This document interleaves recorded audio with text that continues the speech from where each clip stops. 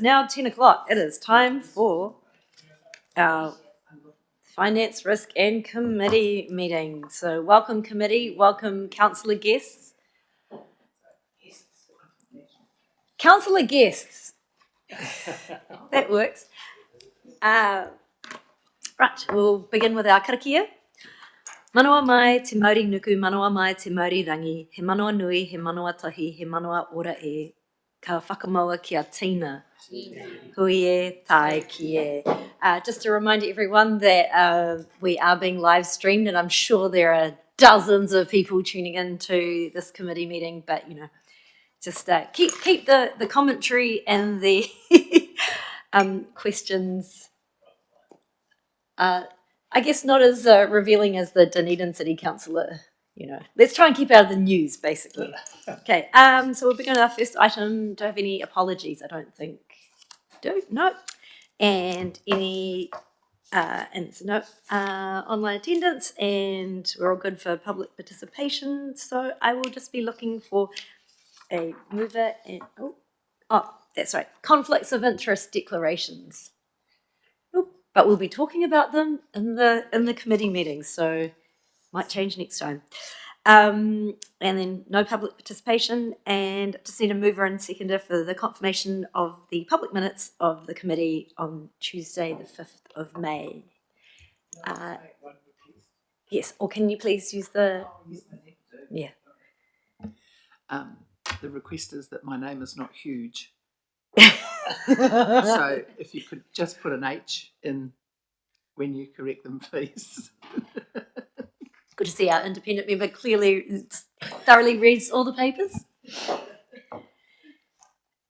So we have Councillor Makarini moving and Member Hughes with the change to huge. All those in favour, please say aye. Aye. Great, okay. And now we'll go to our first paper, which is the update from the previous action items from our committee meeting. Thanks, committee. I'll take the paper as read. I am noting that we have closed both the the actions from the previous meeting. Happy to take any questions. Do you have any questions from the committee? Nope. Okay, cool. Just make a comment that that paragraph 5 is probably is a new addition and is one that will explain the rationale for why our forward work program occasionally is amended and moved around. So something to just keep an eye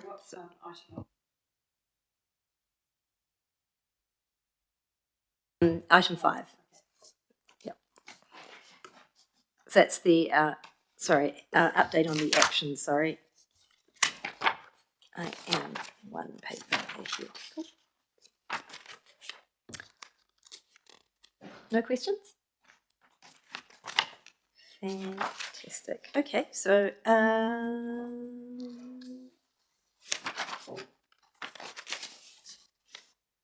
it is for decision, but what is our recommendation?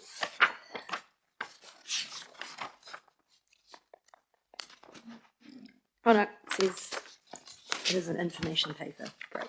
Okay, cool. Our next item is the revised 12-month forward work program. Let's see again. Yes. Thanks, committee. I'll take the paper as read, but I'll just highlight that we have actually got a new format of this paper for this meeting. We updated the paper to include a new table that made it clearer around what all the changes were from the previous meeting. This enables the committee to be across what's changed to ensure that they can so it can inform their decision around whether to accept the revised work program or not.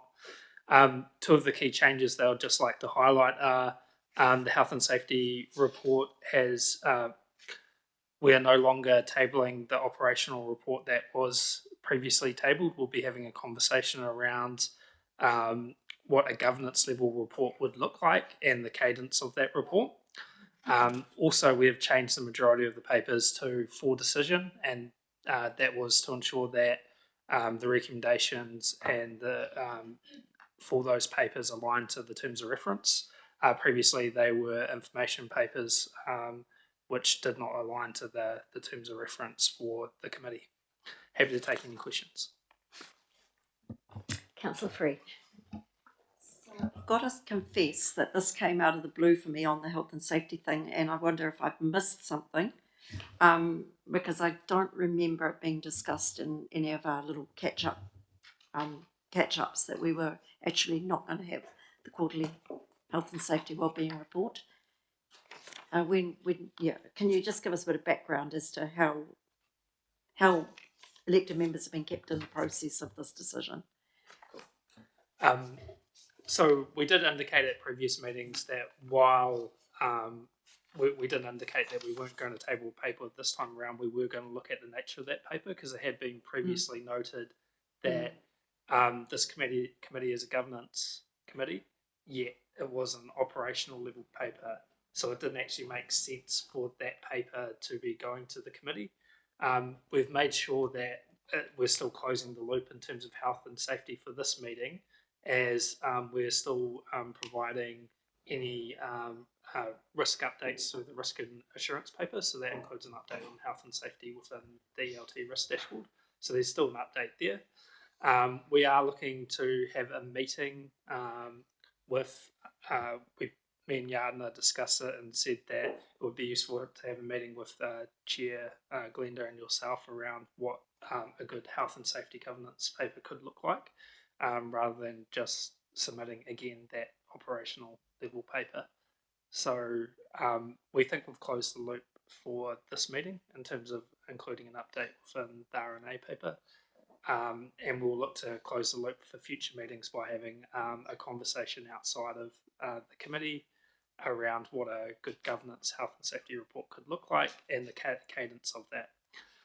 Similar to other papers like the legal paper, it might be an annual paper with ad hoc updates if required, but we can have a discussion around that outside of the committee meeting. I have to say I'm pretty nervous about not getting the health and safety quarterly update. So I had a look back at the last two to see what we were receiving and how useful they were. And to be honest, they weren't entirely consistent. So we weren't getting the same sort of information. The attachment 1, which has kind of like the table of information, there was slightly different information presented to our February meeting compared to, say, the May meeting. And that's not necessarily a bad thing, but I mean, I'm new to this committee, relatively new. But I do remember in the past, when I was a city councillor, it being quite stressed that we were actually officers under the Health and Safety Act. So as elected members, we're actually responsible overall for, along with the CE, for health and safety in the organisation. And I know the legislation is changing, but that new legislation doesn't actually come into effect until April next year. So I'm nervous about actually agreeing not to receive the kind of information we've been receiving. And I don't entirely agree that it's operational. I think it's a snapshot of what's happened, the number of incidences and things that are going on. And I personally think it's quite important that we keep receiving it until we've embedded what we're going to get instead. Can I just... I think your concerns, Councillor Free, are valid. Just a couple of things in terms of the reports changing. I believe we did have an update early on from our new health and safety manager or team leader who was looking at improving the reporting, which is why I think the two reports are different, because they are, I guess, updating and changing the way that Greater Wellington reports on health and safety. I also note that as a committee of council, I guess the health and safety responsibilities lie with council. So if there are any health and safety issues, it'd be my expectation that it goes to council rather than, I suppose, us as a committee if there is anything that we need to be made aware of. But I'll let Jacob answer if there's any more info. No, I'll just add that for FRAC's role is more on the legislative compliance. So when there are changes to health and safety legislation and things of the sort, that I would expect it to come to FRAC. But yeah, your actual role as a counsellor, it would be at council, not at FRAC, with the health and safety. That's reassuring that, there's a bigger view on this, obviously, from all of the councillors. How are they going to be receiving these kind of snapshots of what's happened in the organisation? The number of incidents, the various types of incidences that have happened, and things like, we used to look at things like staff retention, the outstanding leave, EAP. Some of those things are being reported through that attachment 1. Is it the intention that the council will receive quarterly health and safety reviews instead of us as FRAC? Sorry, there is a health and safety update on the quarterly performance report that goes to council. I think if that's not sufficient, or if councillors have concern on that, quarterly reports presented by Nigel, then you need to express those concerns to Nigel, and he can investigate how he can improve on reporting those data. Okay. Brenda has her hand up. Sorry. Member Hughes? So I would agree the most important place that this report goes is to council, because they are the PCBU finally, and it needs to be seen to have been discussed at council level as to whether we need all of it to come through finance, risk and audit as well. I'm not sure that would be a requirement, but as long as it's going to council, I have no issue, and I think we do need to discuss what's going to be in it on the way through. But yes, because that's the record that they will look for as to whether the council has discussed those issues. If I hope we don't, but if we end up under investigation. Yeah, agreed, Glenda. One of the key things around reviewing the type of health and safety report going to FRAC was the removing duplication. It didn't make sense for us to table a report that was already going to council again at FRAC. What we did think was useful was actually looking at the terms of reference for the committee, looking at based on that terms of reference, what a governance level report could look like. That wasn't just a repeat of information going to council, to then ensure that was actually adding value to the committee. Councillor Macarini. Probably answered my question, but I was just to clarify. So essentially, what we're saying is that we are looking to substitute the reports that we were getting, the operational kind of reports, for a more tailored, relevant governance report that's relevant to this committee. That's essentially what you're saying? Yes, it is. Cool. Yep. And I just had another question as to whether the operational report will continue to be done in the operational space, and whether that may be available for review if councillors are wanting to actually get into that level of detail. Yeah, so that operational report's still prepared and that goes up as part of quarterly reporting to council. Awesome, thank you. Councillor Free? So are you saying that what's in attachment 1, which is, I think, quite useful information, are you saying that all of that information will actually go to council instead? Yes, there's a quarterly report that has similar information to what was in attachment 1 that will continue to go to council. Obviously, what was reported previously through to FRAC was that they will continue to look at the information that goes to governance to see if it's the right level of information. So yes, that level of information that's within attachment 1 should still go to council as part of quarterly reporting. So my other concern would be the frequency, because if there's something going on in the organisation, then an annual snapshot of it's not going to be quite very helpful. It will be still quarterly that we'll get something like attachment 1. but council will get it. Is that what you're saying? Yes. Okay. Can we note that in the decision? Whatever our recommendation actually is. Our recommendation is just to receive the forward work program. I think We're agreeing to something. to approve the forward work program.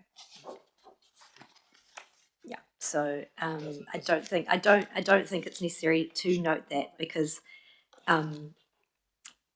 the action point is that the independent member, deputy chair and chair will meet with the head of risk to develop some form of reporting that will satisfy the committee. And for now, we have the quarterly updates that go to council.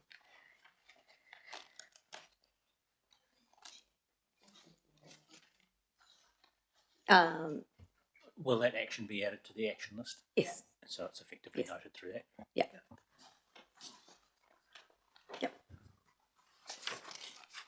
Also, I think our terms of reference is that our job is to sort of review and oversee the processes and the and the reporting and the effectiveness of it. So I'm satisfied that the action that we've noted will satisfy the terms of reference. So I don't think we need an additional noting recommendation. So I will put the motion forward for the to accept the what page am I on? Here we go. There you go. The recommendation that the committee approves the 12-month forward work program for August 2026 to May 27. Oh, sorry. Just one question before that. Yes. Have we reached the stage where I'm no longer allowed to vote? Not yet. Right. Not yet. You may still vote while you still can, Member Hughes. Move the papers if you want. Move the recommendations if you want as well. So I'm looking for a mover and seconder to approve our 12-month forward work program. Would you like to move it? Okay. Member Hughes, can I please have a seconder? Councillor Free. All those in favour, please say aye. Aye. Great. You can't vote. Right, our next item is the quarterly finance update. Kia ora, Ashwin.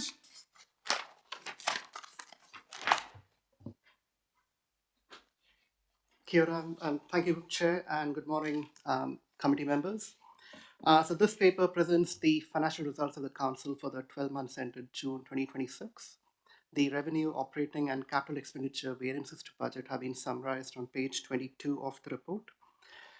Some key points to note: for the full year, the financial results have landed as we had forecasted.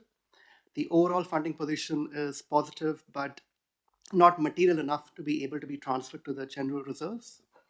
Having said that, the general reserve position as at the end of June 26 is around 21 million, and we are expecting that to increase as we get further subvention and dividend payments from Centreport during the year. Public Transport Group have reported a funding deficit of around 5.6 million. And what we've done is we have offset that deficit against the public transport targeted rates reserve, resulting in that reserve being a negative 2.6 million. Now, how we deal with that reserve in the current financial year, we will again come back to council and work out if there are any favorable movements during the year that will offset it, or there are some other mechanisms to look at reducing that balance. As requested by the committee, the recommendation wording in the FRAC paper has been updated to reflect demonstration of effective financial management and performance. The committee's other request of splitting the major projects by third-party movements, that is something we will aim to do so in the current financial year, 26-27. I will take the report as read and happy to take any questions from the committee. Do you have any questions from the committee? Councillor Elder. In terms of the recommendation, effective financial management and performance, given that we're going to discuss the capital program risks later today, I am concerned that the performance aspect is currently inadequate. Can you give me some more details on why you consider the performance to be robust and effective? Dear Chair, so in terms of what we are asking or we are providing effective financial management is more from a compliance with financial policies, compliance with our accounting standards, and also compliance with our local government act. So from a legislative perspective, we are fully compliant. In terms of the capital delivery, that in a way comes down to our actual performance, and in terms of how we set our budgets for the year, how do we manage and monitor it, and how do we actually track it. So there is still a little bit of difference between legislative compliance and the actual operational aspects of running the council. It would be fair to say that the reporting is robust and effective, but through the chair, when we come to the next item, financial management policies, perhaps we could dive into this a little bit more. Thank you. Any other questions from the committee? I just have one question, sorry, no, you go first. I just had a very small query. There was something said there that the amount of surplus isn't significant enough to transfer it to the reserves, but then we actually have something in the next sentence that says the environment underspend will be transferred to the reserves. So now I'm very confused as to what transferring to the reserves really means. Through a chair, the general rate reserve is positive but not material enough to be transferred. The environment one relates to a targeted rate reserve, and that one is in surplus. And what we have done is we are able to move that to the following year to be used for the projects in the following financial year. Okay, so it's the difference between the general rates and the targeted rates. That makes it clear. Thank you.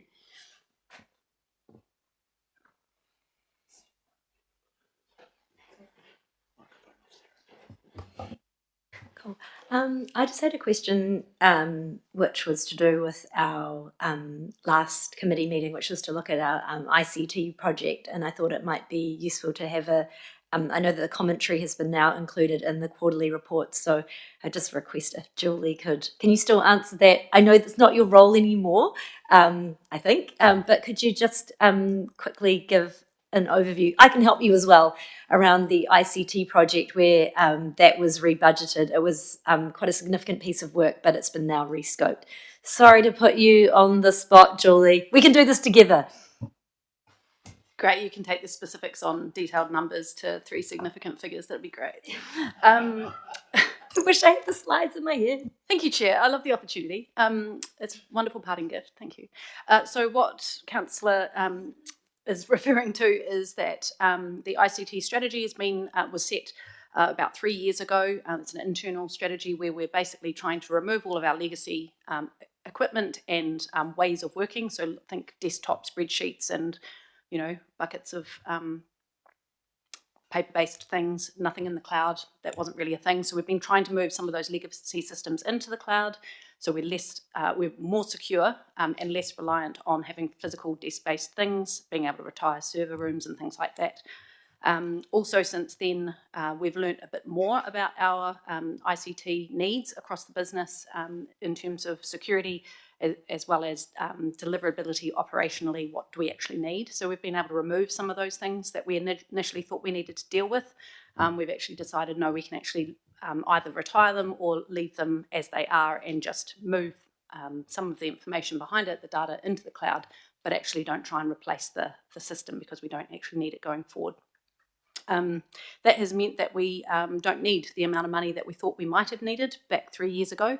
In 3 years, as you can appreciate, the technology needs do change quite rapidly, and costs certainly change quite rapidly. So the good news story is that we no longer require the full amount that we had initially scoped out that we thought we would need. We've refined that down and revised the budget going forward, and so that's going to be reset in this financial year. And if I was given 30 seconds to pull up, I can give you the number, but I don't have it off the top of my head. But it's a reduction of several $1 million over the course of that strategy, which was over 5 years. And so we will still deliver all of the outcomes that the ICT strategy was trying to deliver. All of the things that we wanted to achieve, we'll be able to achieve. We can just do it cheaper, which is a good news story. So this is avoiding basically spending money because it's debt funded. In a nutshell. Thank you. Any other further questions? We'll go to Councillor Duthie and then Councillor Free. Good morning, everyone. I forgot to say that earlier. The water supply wash up at the end of the financial year, which will no longer carry through because it's been transferred. There's a operating underspend and capital underspend. What happens to that allocated but not spent OPEX and CAPEX, given we've just transferred responsibility to Te Akiwai? Chair, so I'll answer first the operating aspect. So what we have done is any operating underspend, we have used it to reduce our debt balance for water. So that in a way helps us to reduce our ongoing or future debt commitments. Eventually it will be transferred to Te Akiwai, so that's still in a way managed. On the capital front, similar concept, which is if we have underspent it, it means we have taken less debt. So we don't have any ongoing debt commitment for the capital underspends on the project. So it's largely an accounting sort of treatment because the revenue to fund bulk water is targeted from the bulk water levy, and therefore it all is spent for that. There's no sort of windfall for Greater Wellington at the end of that transition. It just transfers through. Yeah. It's an accounting plus a funding concept here. Yeah. Councillor Free. Just out of interest, when I got my Te Akiwai bill, as we all did, I did notice a substantial reduction in my Wellington City Council rates bill, but I didn't notice a reduction in the Greater Wellington bill. Has there been less, should there be some reduction to what our ratepayers see from Greater Wellington because some of it, like bulk water, for example, is now being funded through Te Akiwai, and how does that work? Through Chair, in terms of the bulk water levy that Greater Wellington levies, it is on the councils themselves. I wondered about that, yes. Yeah, so it's effectively what councils pay us. In terms of how the local councils then manage their own spend and recovery from ratepayers will again differ from each council. So was there any reduction in any of the components that we charge ratepayers from Greater Wellington that will now not be charged because it's going to be charged through Te Akiwai? From a bulk water aspect, since we have formally transferred it to the local councils or Te Akiwai, in a way, the way they manage their budgets and the way they will outline what's required in the coming years, that will determine whether there'll be a substantial reduction in your rates bill or no. So I would say it's fair to say that Te Akiwai is probably the best person or entity to answer that question on terms of how they will manage the commitments and how they will manage the recovery from the ratepayers. Okay, I don't think I'm understanding, but that's okay. I'll have another good look at the Greater Wellington bill because I was impressed by how much my Wellington City Council bill went down. Yeah, okay. Can I add to that? So part of the reduction in your Wellington City Council rates is the reduction in the bulk water levy. It isn't seen through Greater Wellington's rates, it is seen through the territorial authorities' rates, which have gone down, and then you get your Te Akiwai, which includes it now. But I guess the question I'm asking, was there any component in the Greater Wellington bill that related to water? And I'm seeing shaking heads. So that's useful to know. Okay, it was all passed through the TAs. Okay, thanks. No further questions, then I'll no questions. Great. Okay, so can I have a mover and a seconder for the question? I do have a recommendation. Oh, can you please put the microphone on? Apologies. I do propose a change to the recommendation. Just to change the wording, that's the Finance, Risk and Audit Committee agrees that this report demonstrates robust and effective financial management reporting by Greater Wellington.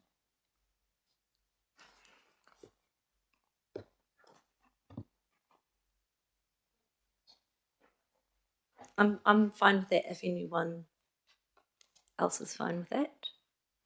Yep, okay, great. Thank you. Would you like to move the amended move? Great. Councillor Elder, would anyone, and Councillor Free will second. All those in favour of the new motion, which reads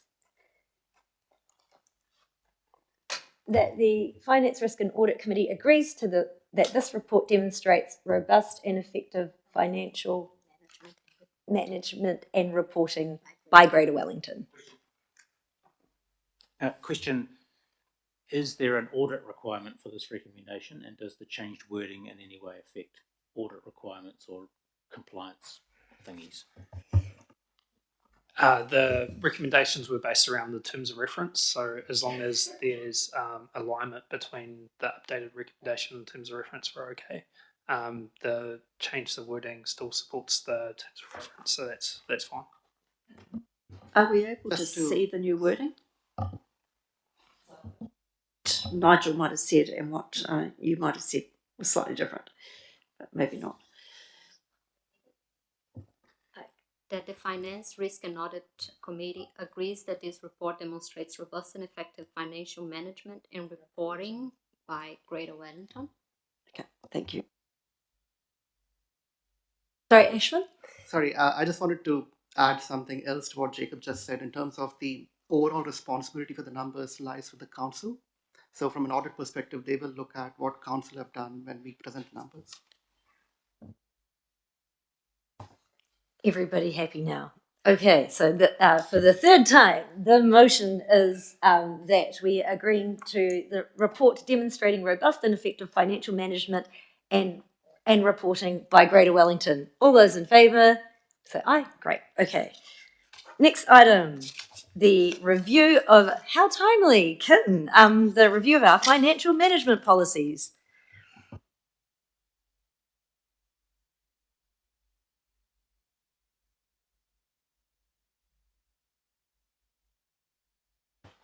Good morning, everybody. Right. So this paper on the review of the financial policies, this paper is just to provide assurance that we're constantly working towards prudent financial management here at Greater Wellington.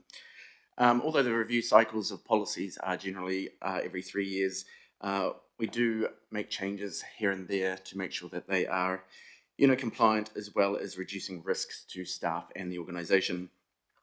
This year we had no full review of any of our internal financial management policies. However, we did make amendments which have been outlined in the report. So I'm happy to take questions on the paper. Any questions from the committee? Councillor Free. Yes, so I guess this brought up for me a sort of a background question, which is, do we have a schedule for what, for looking at various policies? And if so, can we cite it? Through the chair. Do you mean a schedule for all of our internal operational policies? Yeah, and for reviewing them. Yeah, yes, I do. So in the financial policy handbook, at the very front, we outline all the policies and their review dates that come up. So we're, I can definitely share that if that's something that interests you. It's just that internal operation management policies are effectively done in-house. They're not something that we bring to FRAC for workshopping on the changes of the policies. No. But I can definitely provide a schedule if that's. I think it would just be useful for governance oversight to know what's on the plate, what's on the work program for you guys going forward. I can do that. Councillor Elder. I just want to come back to the recommendation in this paper that I referred to in my question of the previous paper around the policy systems and processes being robust, effective, and aligned with the Council's financial management strategies and policies. Can I ask, please, what evidence do you have that the financial management policies are effective rather than just appropriate and compliant, given the state of our capital program risks, which we're going to be discussing later? Through the chair. Very good question. Not one I can easily answer. They vary from policy to policy, obviously. There are some policies in which we keep quite a good view of essentially the expenditure that happens around it. So, for example, within sort of the travel-related space, we do keep an eye on, the average figures around, nightly accommodation spends, and we can see, from our years of trends that the average per night has been dropping quite significantly. We also have great reporting and stuff that comes from Tandem Travel, who's our travel management company, who is able to provide us all the statistics and data around sort of the lead-in times and the average costs of things like flights, And all these things we look at and obviously speak to staff about, there's a little adjustments and changes that they can make, which obviously bring costs down. It's the same in other sensitive expenditure areas such as food and catering, where we're actually able to sort of see, where is the money on food being spent? Is it appropriate for, compliant with policy? And again, looking at the overall figures and to see if that's stable, coming down. If we see any areas where, expenditure starts to go up in some area, we dig in, we ask the questions of why. We look at the expenses and make sure that they are complying with policy.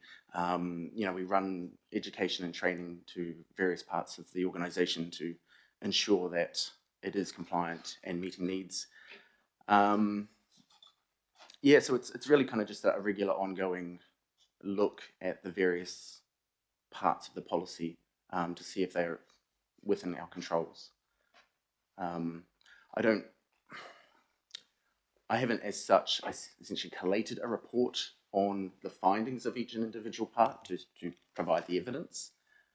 I might be able to. Oh, you can. Yeah. I might be able to help you here. I guess good question. I guess that's why we have our external auditors that are here for various points of our cycle, whether it's during our annual plan, our long-term plan, and often in the preparation of audit and the I guess the final audit report. And as audit comes along, a lot of things get ironed out as well. So we do have internal and external audit processes to assess that. And it might be of interest to you, Councillor Elder, that the audit office now and the OAG's focus is around strategic financial management in local government, and also what constitutes value for money from council expenditure. So I wonder whether this might be something that the committee would like an extra opt-in workshop in, or a session that goes through some of our internal checks and balances around our policies, but also what are some of the recommendations that have come out of audit that we need to satisfy. Would that be something that would be of use? To sort of answer your question. No, that's not really what I was getting at, but there's a couple of other questions, so I'll let those and then come back to what I was trying to get to. Okay. Councillor Free. I'm struggling to understand what we are agreeing to. So we agree that Greater Wellington's financial management policies are aligned with Council's financial management strategies and policies. And I'm kind of thinking, surely they're one and the same. And I'm not understanding the difference. I mean, a strategy is a bit different from policy, but I don't think I'm in a position where I don't think I can wholeheartedly agree with this. I'm probably going to have to abstain again, because I'm not sure how I've got the information in front of me to know that one set of things is aligning with another set of things. Where are the two sets of policies, and how can I actually look at them and agree this? I just can't agree this. I don't have enough information to agree this. Through a chair, I'll first try to answer the policy question. So yeah, how do they differ? How does Council's policies differ from Greater Wellington's policies? Yeah, so as a starting point, Council and Greater Wellington are one and the same thing. So when we say policies I think we interchangeably use Greater Wellington and Council. So I think something we can look at is having that uniformity when we explain at our end. But essentially the policies are one and the same. We call them the finance policies, which in a way comply with the accounting policies which are set by the there's a universal body called IPSAS, which is International Public Sector Accounting Standards. So all the policies comply with the accounting standards. Now, the other control that we have from a council perspective is we have got the audit office that comes in and does regular external audit. And in the past few years that we have been involved with them, they have never raised this as a control issue or a significant point or a matter that we need to address. In fact, as recent as the latest interim audit which they completed a couple of months ago, they have again given us a very clean chit to say we are in compliance with our policies, and the policies are in a way complying with the accounting standards. So that is the biggest assurance that we as council get, that what we have been doing in the council from a financial management perspective, from a compliance with the accounting policies perspective, and in a way reflecting from a local government act perspective as well, that we are fully compliant. There are no issues. There's nothing in there that needs any attention from either the FRAC members or the council members. So hopefully that in a way answers the policy question a little bit. I think maybe it would be clearer if we actually said that Greater Wellington's practices align with the policies. But I just can't see our policies aligning with policies when they're one and the same thing is kind of something that we can or should be agreeing on. Maybe it's a wording thing, but I'm absolutely not sure what I'm saying when I agree with this. I guess one way of looking at it is it's like a cascade, right? So you have a financial strategy, Yeah. Which then cascades down to policy. As Ashwin said, we have external audit which reviews our policies. Ourselves, when we're developing those policies, we look at best practice. So we don't just pull the policies out of thin air. We go to the audit office, and a lot of the time they'll have best practice guidance around how to develop policy. So all those policies are aligned to best practice, which is why when external audit reviews those policies, they haven't raised any issues. We could look at tightening up some of that wording, so it's a So recommendation. should it say that the financial management practices, systems and processes align with the financial management strategies and policies? Because to have policies aligning with policies is very strange. Sorry. I was going to go back to the very simple part of it. I've only got one question about the policies and how we check them. I see we've got all of these modules to train the staff, right? How do we know, have we got a system so that we know that the staff have actually been in and done the modules? That's a good question. Sarah, can you? All right, through the chair. The great thing that's happened at Greater Wellington very recently, which I'm very excited about, and I'm sure a few other people are as well, is essentially the development of a new learning management system called ACO. This fantastic system actually has all that functionality that we love, where not only can we put in all these amazing training opportunities for staff, but each staff that does it monitors when they did it, who did it, did they pass, and even be able to set up the reminders for in future when they need to, redo a certain course and things like that. So as we go forward, I will literally be able to see sort of which team, which group, which person has done all these financial trainings, and what we do with that is essentially we relate that back to any, let's just say, some areas that we identify some problematic issues or things where we need people to be doing better, and I'll be able to have a look at that group or those individuals and see, have they done the training? If they haven't, I'm able to contact them and their managers and say, look, as a first step, here are these training modules we'd like you to complete, and take it from there. So yes.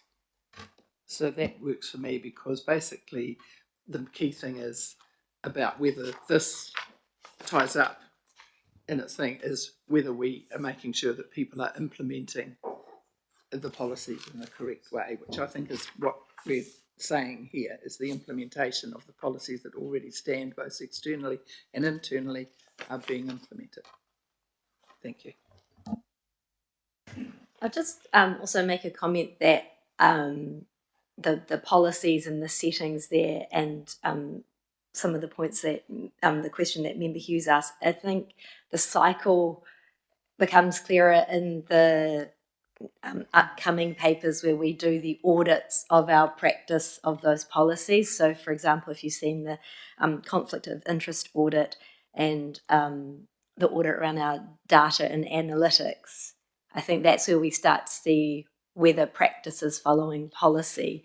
And there'll be, just I think as other members of the committee have asked for, a little bit more forward visibility or commentary, maybe in our forward work program, to explain, just to clarify the practice and the policy and the satisfaction of where council's settings are in the forward work program might help us a little bit, because then we'll see that audit and whether our actions are matching up to what we want them to be.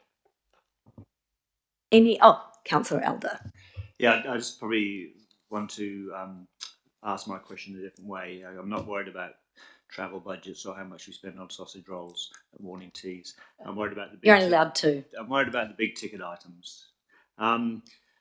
We've got $127 million underspend, which we'll come to when we talk more about the capital program risk. We've got 7 out of 8 capital program internal audit recommendations still open, no evidence they've been resolved. So I guess I want to understand how I've got no issues with the policies, but I want to understand how the systems and processes support the recommendation that they are robust and effective, and what criteria are used to actually assess that.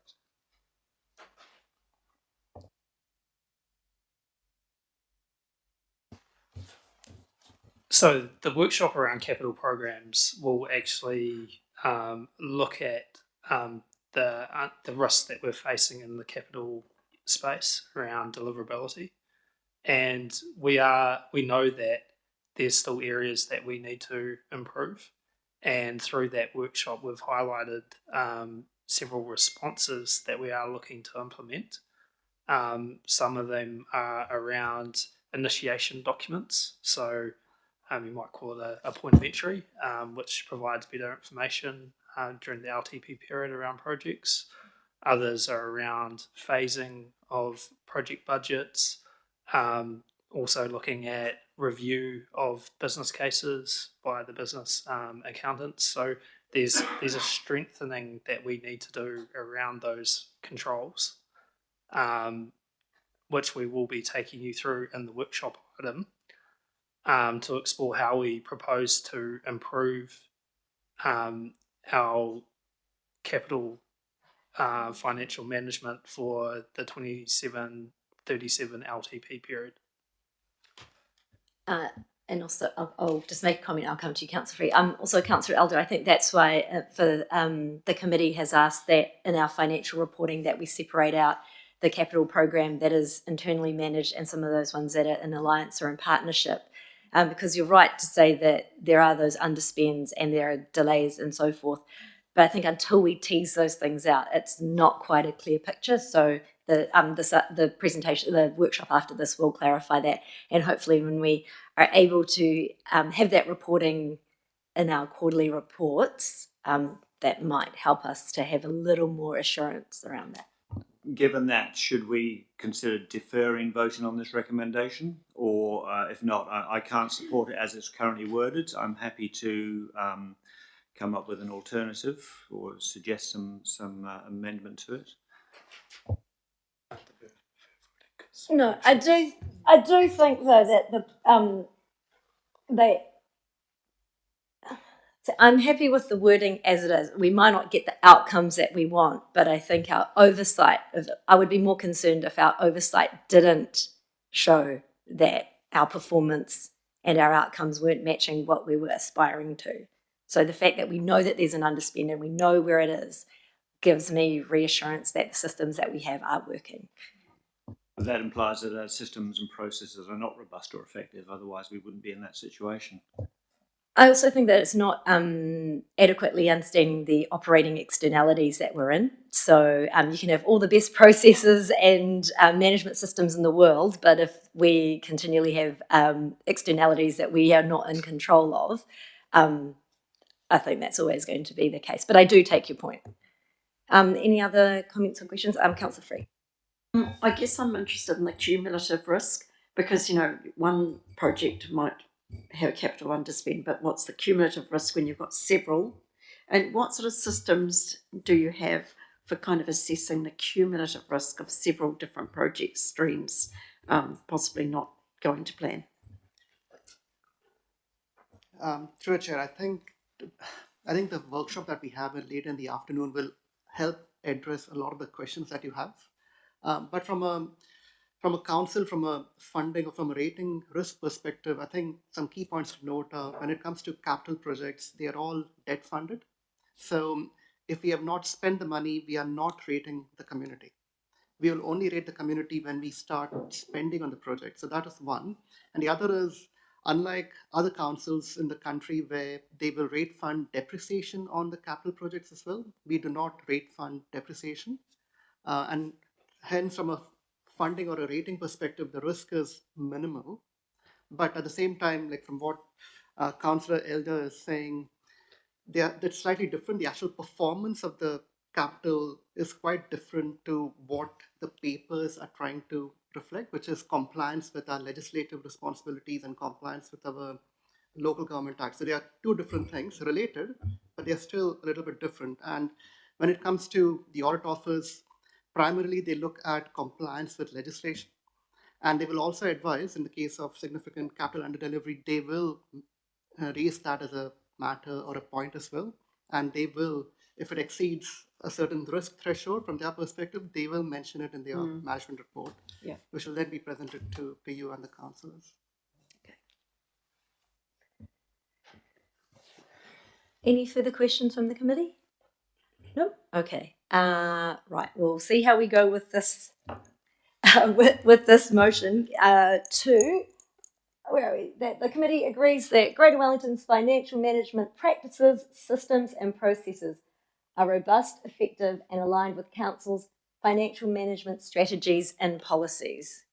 Can I have a mover and a seconder, please? I'm happy to move that. Councillor Macarini and seconded by Councillor Hughes. Would either of you wish to speak to the motion?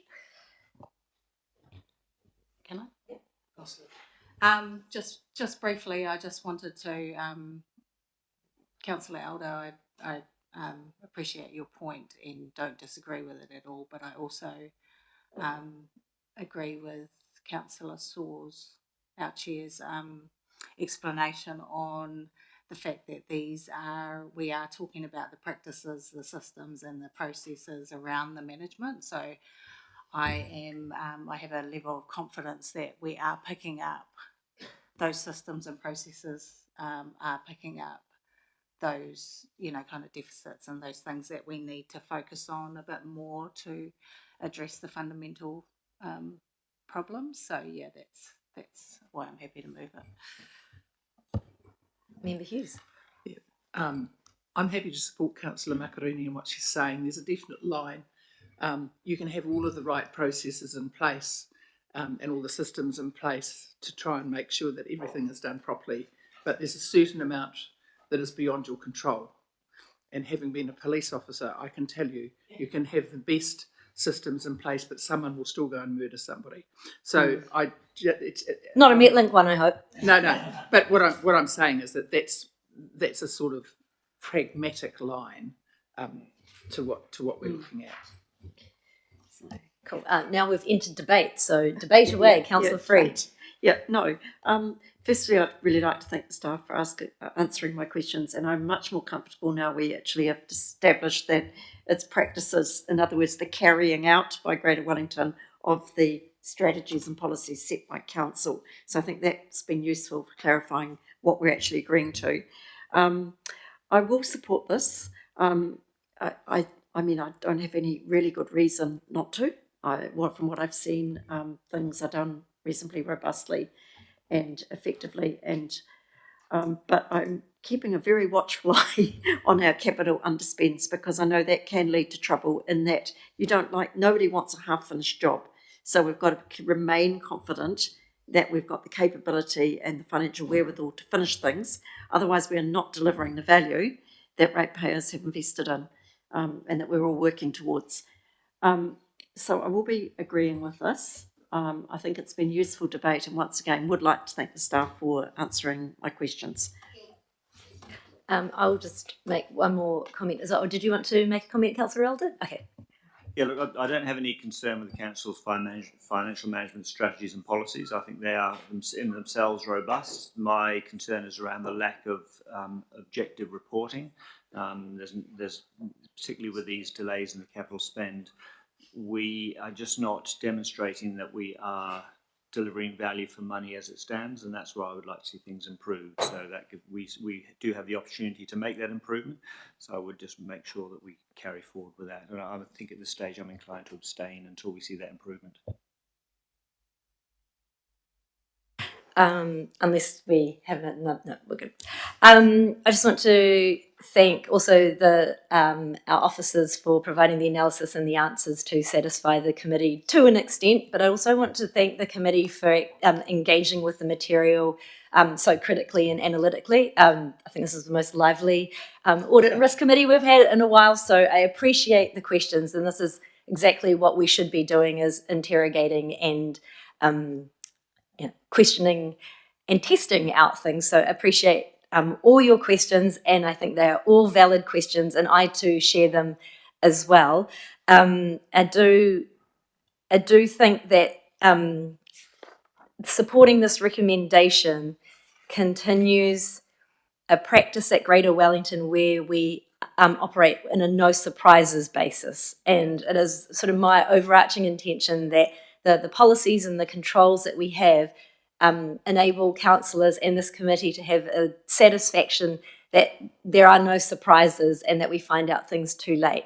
And while Councillor Elder, I take your point around whether we are getting value for money and we're off track, I agree with that. But I think the fact that we are able to know early on and are able to, and have visibility of that is probably an important factor to have as well, and one we need to balance out. So once again, I think a lot of our questions and concerns will be able to be robustly conversed over in the coming workshop, which and hope we get a lot of value out of. So now we will vote for this motion. All those in favour, please say aye. Okay. Motion passed. All right, our next one. Oh, and sorry, and one abstention. Councillor Elder. Would you like that to be noted? Cool. My apologies for moving too quickly. All right, we are now at the risk and assurance update, which nicely dovetails with some of the previous papers. So I'm inviting Vaughan and Sasha from PwC to come up as well, because we'll cover off the risk assurance update, plus also the conflict of interest in internal audit, which follows subsequent to this paper. Vaughan will be talking to the conflict of interest internal audit paper. I'll take the risk assurance update as read. I do want to highlight, as part of the assurance update, that we have closed out 15 recommendations over the last quarter. I'll also note that the rating management paper, unfortunately, has been delayed. Stage 2 of that audit was pushed back to align to implementation of the new rating management system. So that paper will be tabled with the committee in December. I'd also just like to highlight that based on this discussion, we had a lot of conversation around policy. I'd just like to highlight that we are looking to do a core financial controls audit within the 26-27 financial year, so this financial year. Part of that core financial controls audit does look at areas of expenditure, the systems that are in place, alignment of those systems to policy. So there is a review around the robustness of those key areas that we look into. I would also like to highlight that the data and analytics review was completed this quarter. That's a very important internal audit that focuses on areas of unusual expenditure. They're highlighted through several different tests. We looked at expense claims P cards, plus also accounts payable systems. That's very important for giving management confidence or further confidence that outside of our existing financial systems and processes, that there is analytics run across our transactions to further review any of those unusual transactions that have arisen.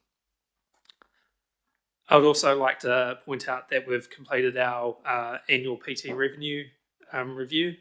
So in terms of the non-snapper controls, there's been improvements in that space. EMV controls were included this year. And that's the area where we've seen several new recommendations arise. Based on the risk around those recommendations, we still feel as management that there is effective controls in the PT revenue space.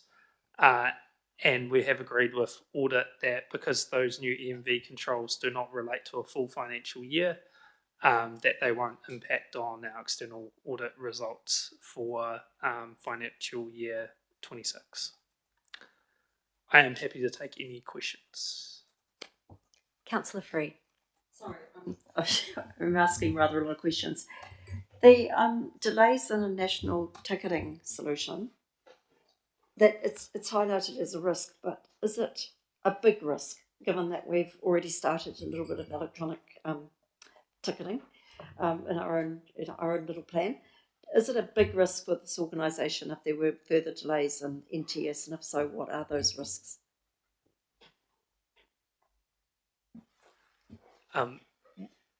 So in terms of NTS, we've highlighted there that there has. We also have. We've phoned a friend. Yeah, because I'd like to understand exactly what the risk is to this organisation. I would have thought more of a reputational risk. Oh no, it's bigger. Yeah. Welcome, Tim Yeah. Shackleton. Help us out with Kia ora NTS. koutou, councillors, through you, the chair. I think it's one of our substantive risks for the council. There'll be a council workshop on the 1st of October to go through the risks associated with the NTS, but our current snapper extension is probably commercially sensitive, and we're live streaming here, so I probably can't say what it is. So it's to do with that. But it is very high. It's in the tens of millions, and if we have delays to the NTS, we may have to extend those contracts at a very high cost. The NTS is paid for entirely by NZTA, so there is a risk, there's additional cost to this council, and also there's a fair revenue fare box risk associated with the system becoming obsolete as well. So we will workshop on the 1st of October, but yeah, there are some quite substantive risks that we need to manage. So the risk to us is that we need a system. We need a system. We need two things. We need a system, obviously, to collect fare revenue, and our current one's going obsolete. Yeah. And also a contract extension with Snapper, if we were to do that, would come at quite a high cost as well. Could I request that some of the previous papers around the decision to introduce EMV is circulated to relevant committee members, as I think a lot of the risks were outlined. Just tell me where it is. I'm learning. I think they're all.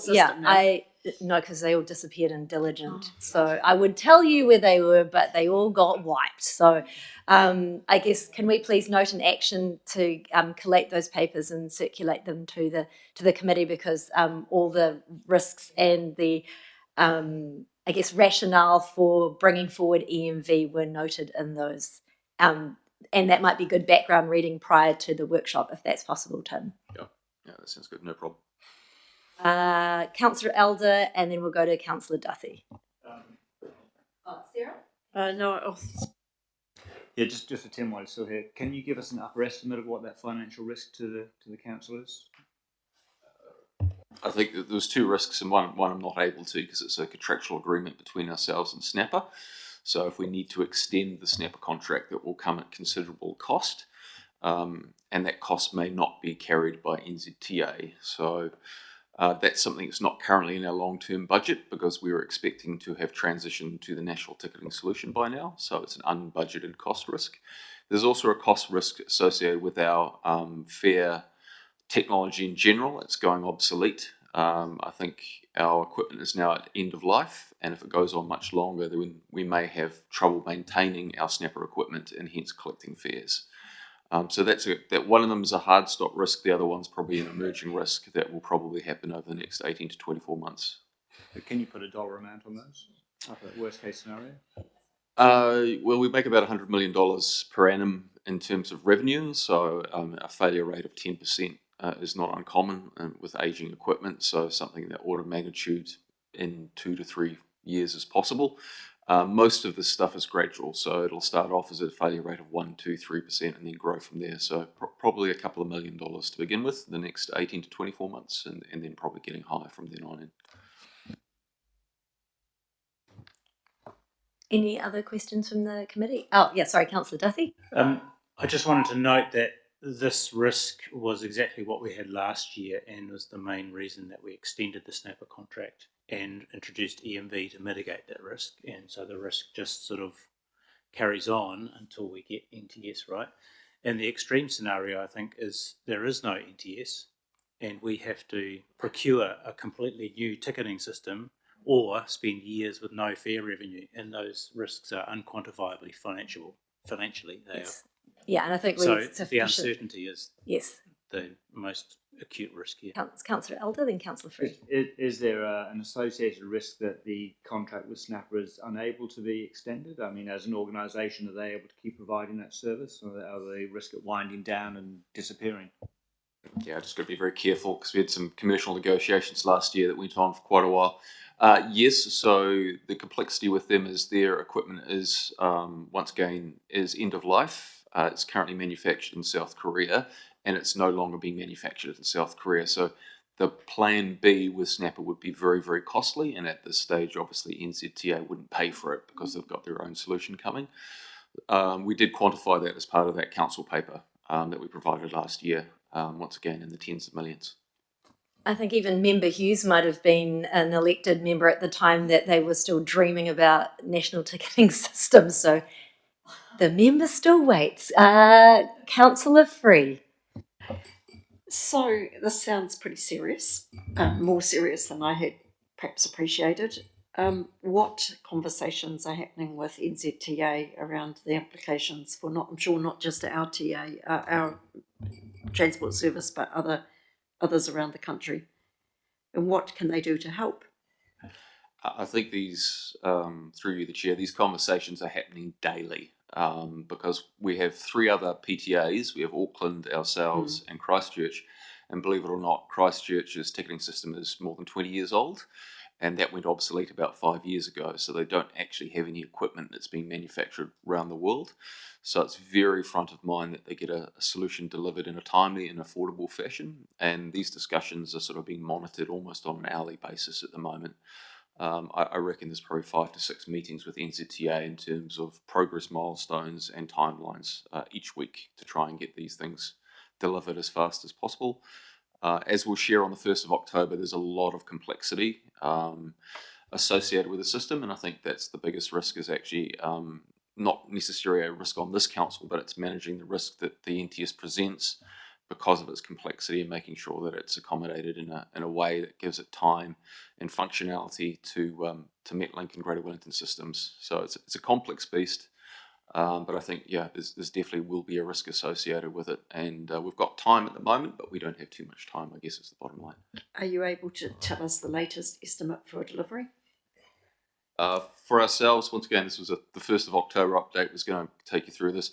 We're looking at Q1 next year, so around about March we'll start implementing the solution, and it has to be fully transitioned by the end of next year because that's when the Snapper contract ends. We don't have anything beyond that. Thank you.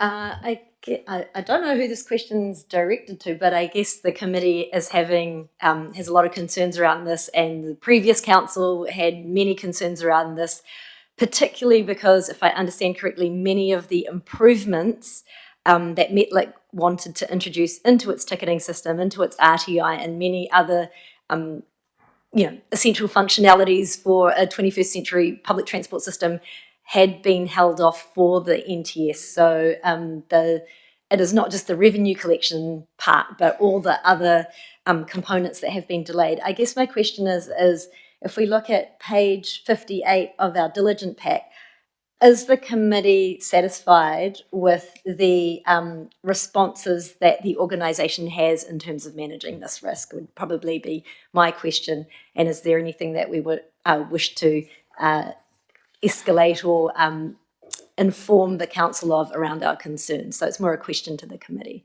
I don't know if I'm allowed to do that. Councillor Free. Yeah, I think I'm aware of the fact there are quite a few new councillors, myself included, and I don't think I'd until this very day and morning quite understood some of the implications of the delay. So I'm wondering if it is something we should send up to council so that this doesn't come as a surprise. And I think October is probably still, it would be nice to do it before October if we can find some way of doing that. So if the committee's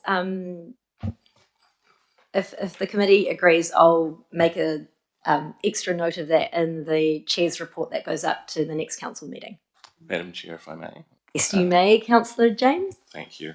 I mean, this is exactly why I organised that demonstration of the NTS with NZTA last week, because of these concerns, because, you know, we know that these things potentially cost us a lot. And who did it? Yes, for councils that weren't able to make it, I have asked that I get sent the slide deck, so I will maybe have a little session and give a secondary briefing to pass on the information, because I think it was actually really valuable in actually just going through all the technical things, and I'm sure we'll get a fulsome update in October as well. Any other questions from the committee? I've got a raft of them. Thank you, Tim. You just made, yeah, I'll just have to write. Thank you, and welcome team PwC. Who I've got a few other questions, but has the committee got any other questions around this report? No, great. Okay, I can crack ahead.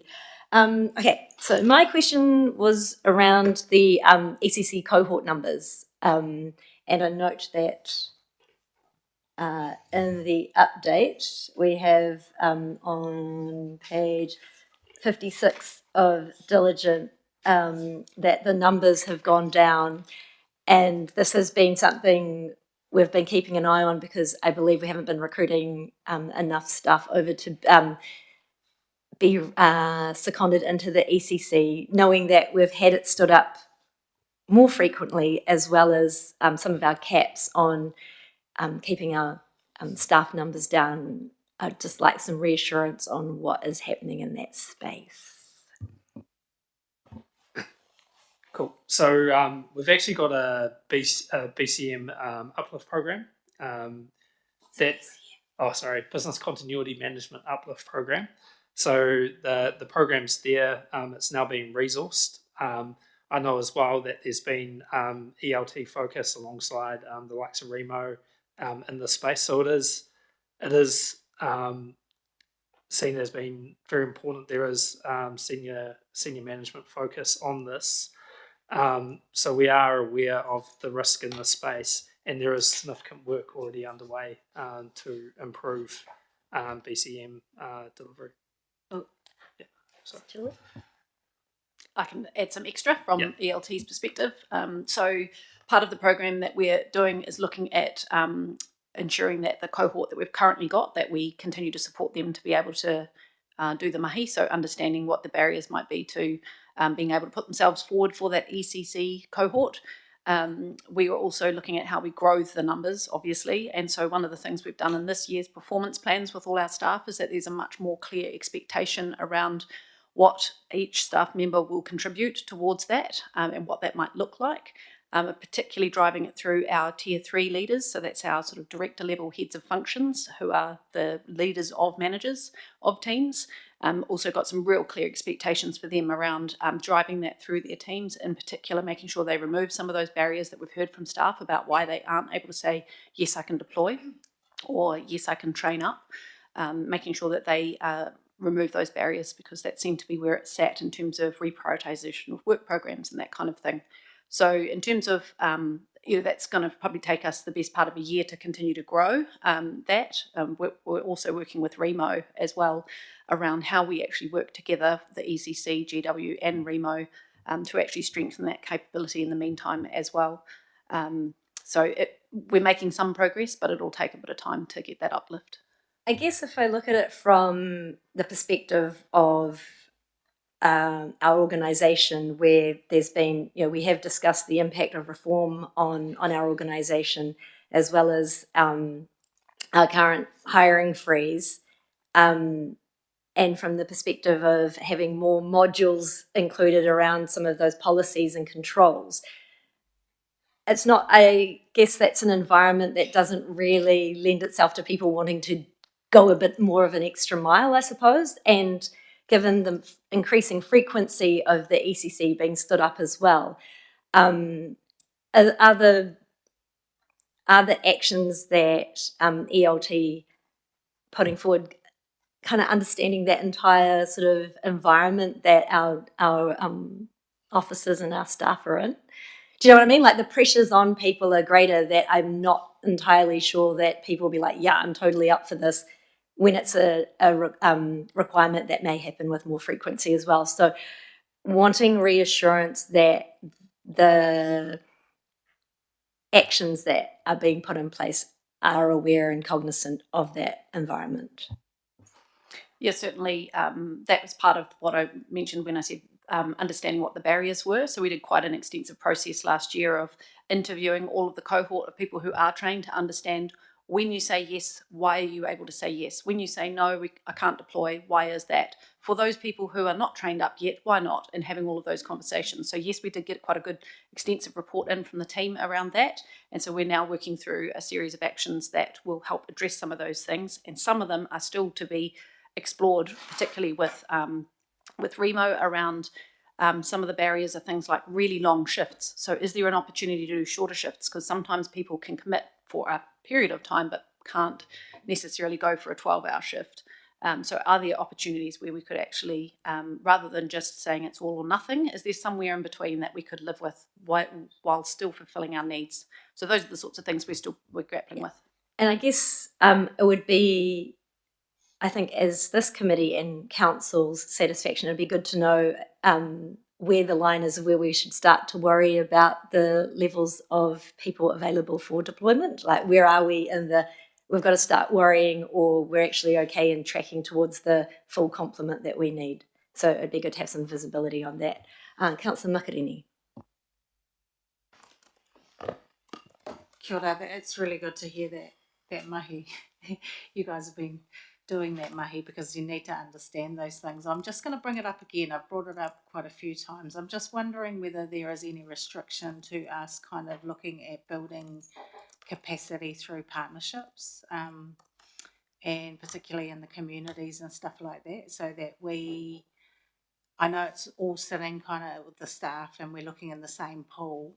I'm wondering whether, given the frequency of these events and how many times we have to stand up in this area, whether we could actually look at exploring,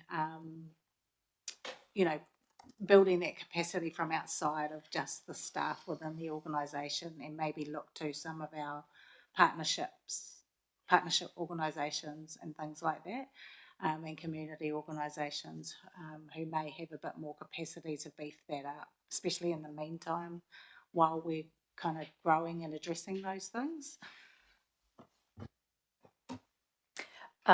So there are probably two things in that. One is the statutory responsibility that Greater Wellington has to staff the ECC, which is different to the local emergency operations centres, where there is more opportunity for partnership, and that then comes much more into the realm of the other TAs, but also Remo. So it's a really big focus of the Remo work program, is around how they can continue to grow in partnership. And particularly for that reason, but also because there are some roles in emergencies that are better done by those partners in the community, and they certainly recognise that. A little bit different for us because the role of the ECC is that regional coordination function, but certainly that community partnership is a part of the model that we do run in emergency management, not so much in terms of staffing the ECC, which is sort of a bit more of a different thing because that's an employment type situation that we've ended up with in there. But that doesn't mean that there aren't partnerships and tentacles going out, particularly once you get down into the local level responses. Well, yeah, it's a different role, I guess, for Greater Wellington as the emergency coordination centre, and being a support to the TAs in large regional scale emergencies. It's quite a different role to the more locally responded to emergency operations centres, which are run by the TAs. Which do lend themselves much more for community partnerships when at the regional scale we're trying to coordinate across what everybody's doing and make sure that there's a consistency and common messaging and similar approaches and that kind of thing in an emergency, and making sure the resourcing's getting to the right places. So yeah, slightly different role. Cool. Any other questions from the committee, or else I will look to finding mover and seconder for the set of recommendations. Oh, great. Okay, so our recommendations are that we agree that the updated ELT risk dashboard provides coverage of the committee's responsibilities to review the effectiveness of risk management systems and processes. Agrees that the assurance update provides coverage of the committee's responsibilities to oversee the delivery of its assurance plan and implementation of recommendations from completed internal audit reports. Agrees that the completed accounts payable and expense targeted data transaction analyst report addresses the agreed terms of reference and that the report's recommendations address the identified risks. I'll note that was a really interesting attachment to read, so thank you. And agrees that the public transport ticketing revenue collection controls assessment addresses the agreed terms of reference and that the report's recommendations address the identified risks. Can I please have a mover? Cool. Councillor Free and seconded by Councillor Elder. Do either of you wish to speak to the recommendations? No? All those in favour, please say aye. Aye. Great. Thank you. Okay, now we are on to our conflict of interest internal audit.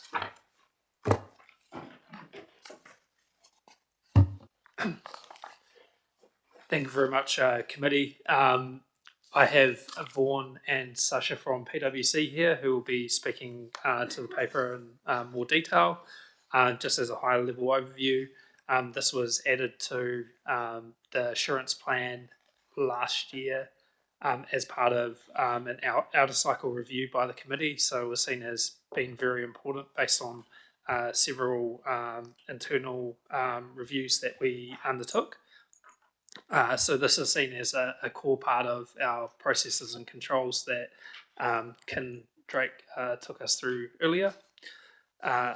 From a management perspective, we received the recommendations from the report and found that they were relatively positive, although there is some key areas where we need to implement recommendations around how our varying conflicts of interest and processes work together across human resources and also procurement.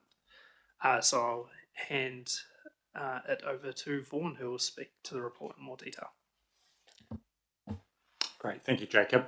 So I'll just provide a few scene-setting comments and hand over to Shasa, who will take us through the key themes from the report. But obviously the inclusion of the conflicts of interest management internal audit on the business assurance plan reflects, I guess, the important role, right, in terms of making sure we've got the right systems and processes to manage any conflicts proactively, because it's such a key part in terms of, enabling that trust and confidence in public sector organisations.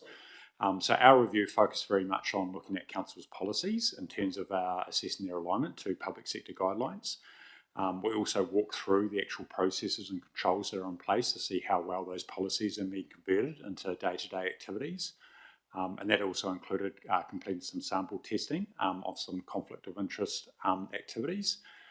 We also undertook a staff survey just to sort of use that as an additional data point to sort of, test awareness of the actual policies and people's responsibilities under that and what they need to do in certain scenarios as well.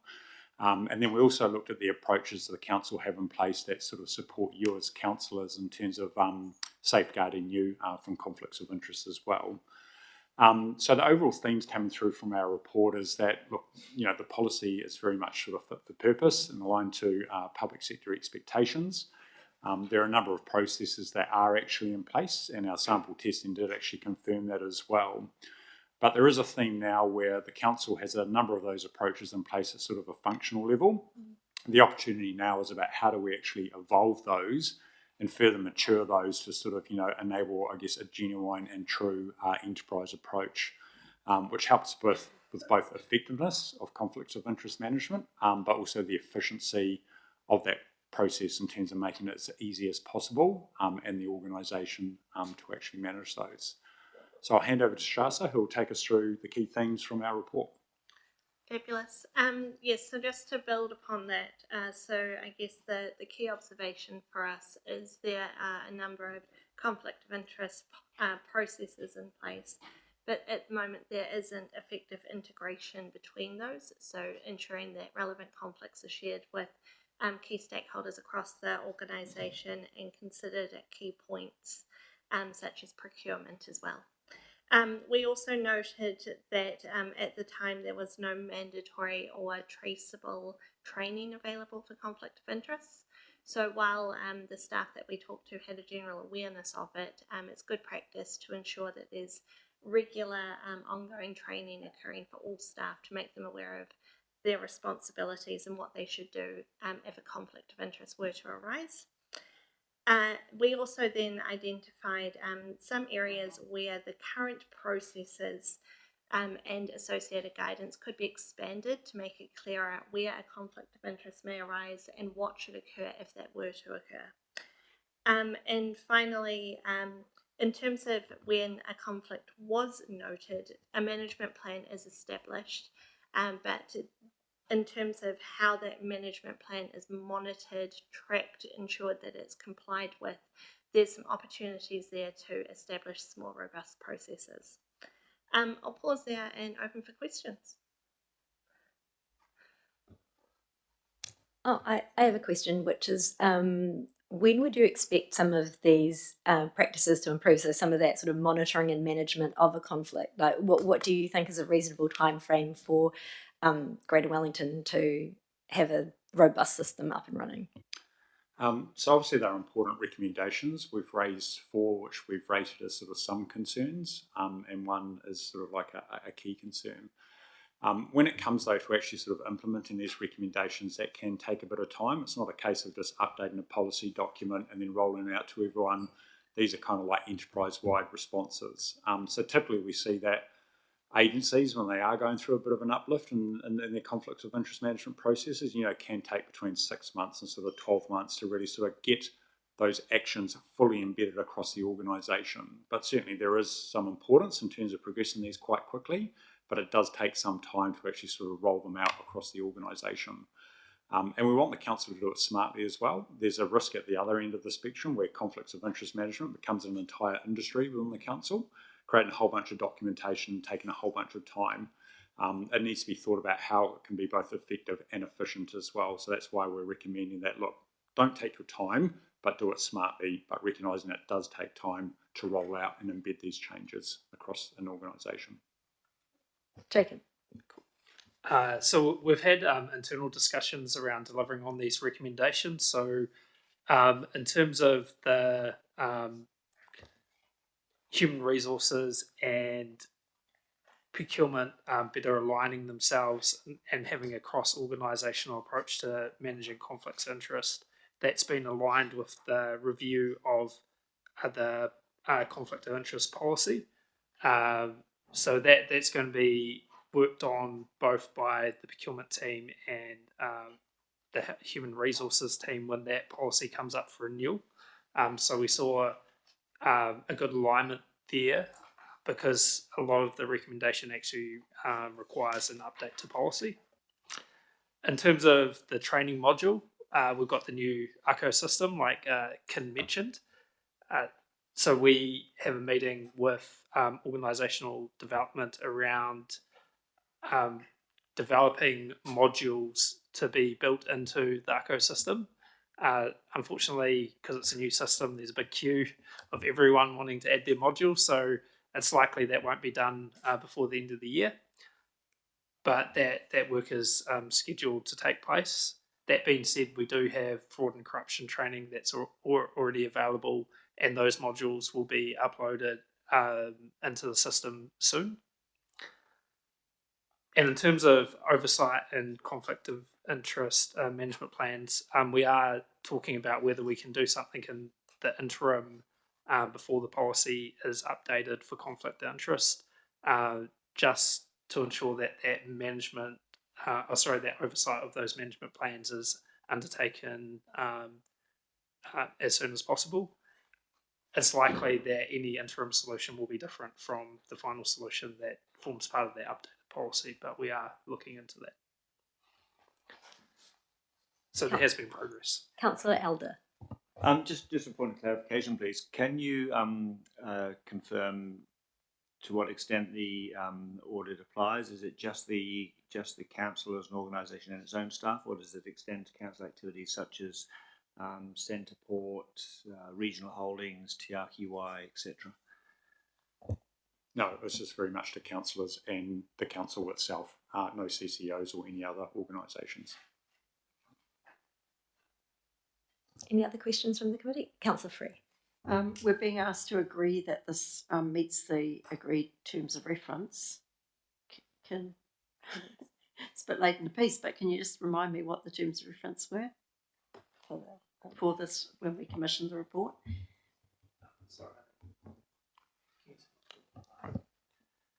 So the terms of reference for the conflict of interest report were shared to the committee for comment before we actually commenced the internal audit. So Were they before my time, perhaps? no. So okay. Yeah, I can send them through. That's all right. I'm going to approve this, but it might be useful next time just to have a look back to those. It's as word for word in Appendix 1 of our report, which is what would have been shared with councillors. Okay, Appendix 1. Yeah. Okay. Attachment 1 is different from Appendix 1? Appendix 1 in the attachment. So at the back of the PwC report, you'll see it as an it'll be appended there. And my second question was probably more relevant. It's how will we, as this committee, keep track of how you're going on implementing those recommendations?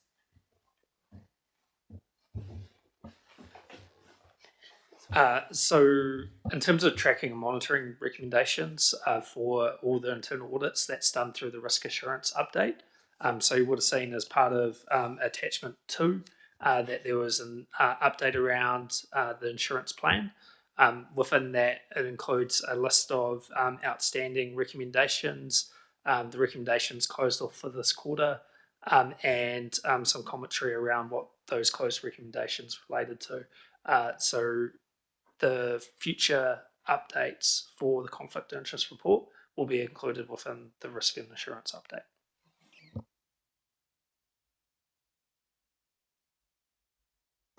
Any other questions? Did I see Member Hughes had a question? Yeah. Just a quick sort of broad question. As you go through, you have identified some issues as we go through here, right? Is it, and you're talking about functionality, right? So I gather that means implementation, right?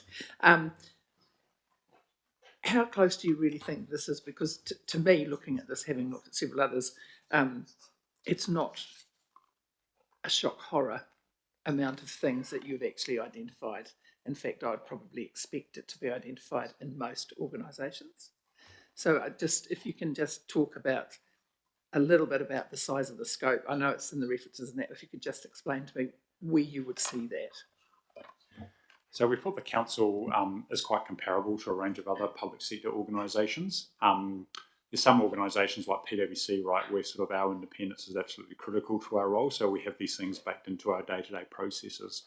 Conflicts of interest are important for council, but it's not a core process or a core sort of activity. So I would say that the council is actually quite comparable to what we see across sort of central agencies and also local government as well.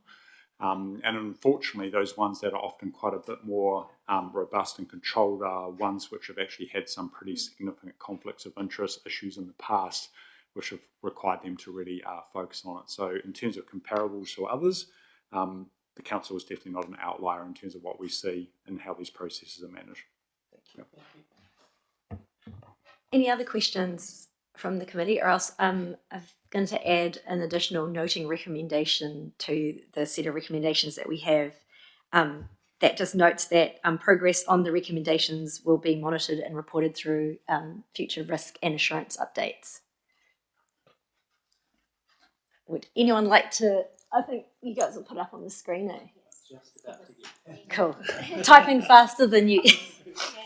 Lucas, make me a recommendation. Thank you so much for coming in, Team PwC. And we have the recommendations up there. So in addition to the ones that we've already seen, that the conflict of interest internal audit report addresses the agreed terms of reference, which is in the appendix of the attachment, and agrees that the report's recommendations address identified risks and that progress on the identified recommendations will be included in future risk and assurance updates. Can I please have a mover and a seconder? Councillor Alder and Councillor Makarini. Would either of you wish to speak to the recommendations? No. All those in favour, please say aye. Great, thank you. Thank you so much, team. Cool.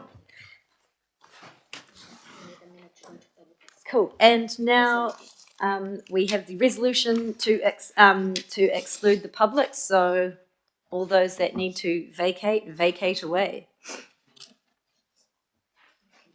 Oh, cool.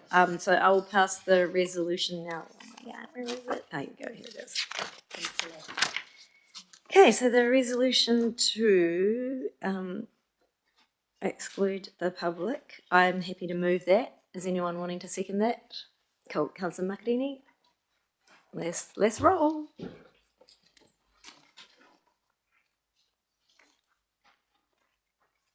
I don't know where Councillor